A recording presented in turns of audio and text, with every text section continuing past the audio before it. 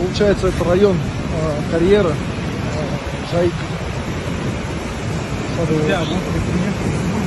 Чтобы вы понимали, какие масштабы. Ребят, чтобы вы понимали, да, вот, весь тот паводок, который к нам идет, это относительно только начала большой волны, да, скажем так. Вот мощь вся вот эта. Как будто это не в Уральске, это водопад как будто. Очень страшно. Бұл шетелдегі бұлақ емес, водопад емес, бұл Орал қаласындағы Орал деңгейі, жайық деңгейін көтерілуіне байланысты көтеріліп отырған су қазір Жылаев районындағы карьерларды толтыруда. Дамбыларды жарып кетті, бір емес екеуін.